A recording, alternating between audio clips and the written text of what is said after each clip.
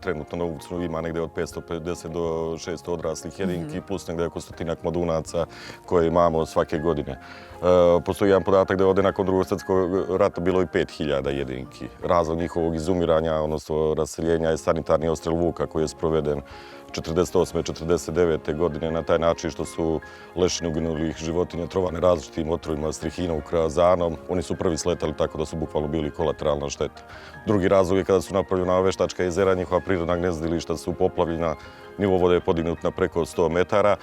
A treći razlog je jednostavno nestanak stočnog fonda. Oni se baš slučajno nisu nastanili ovdje u kanjonu Uvca jer Uvac deli dva velika stočarska kraja u Srbiji, bukvalno na dva dela, to je Pešterska visoravan i Zlatibor, kada su hrane imali u izobilju. To je vrsta lešinara, strvinara, jedna od 23 koliko danas postoji u svijetu. Oni se hrane samo uginulim životinjama, znači iz roda sisara. Neće, na primjer, jesti svoju vrstu, na primjer pileće meso, prerađeno, zasoljeno meso, riblje meso i tako dalje, znači čisto uginulu životinju.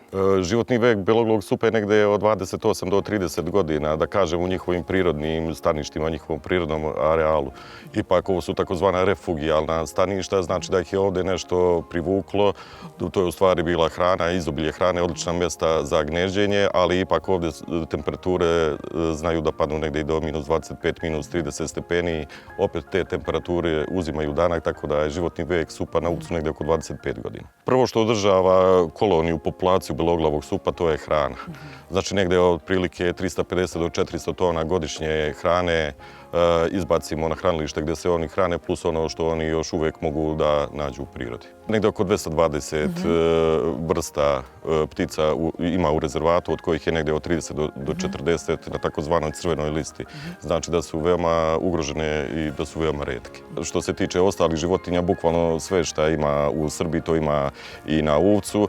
Što se tiče ribljeg fonda, negdje oko 24 vrste riba, ubedljivo najbogatija jezera sa ribljim fondom. Evo ovo jezero gdje se mi nalazimo, Uvačko jezero, ihtiolozi kažu kada rade riblju osnovu da je dozvoljena žetva, kako oni to nazivaju, ili dozvoljeni izlov negdje oko 220 tona na godišnjem nivou, a da se ne ugrozi riblji fond, što je znači apsolutno nemoguće.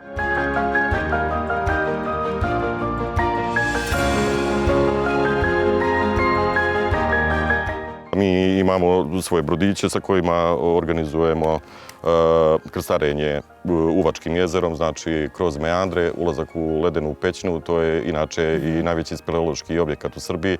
Dug je 6178 metara, ne što se tiče dužine kanala, ima i dužih pećina kao što je na primjer Lazareva pećina u Srbiji preko 15-16 km, nego ona se sastoji jednostavno iz 3 tunela, to je ledena pećina, Ušačka pećina i jama Bezdana koja ih povezuje.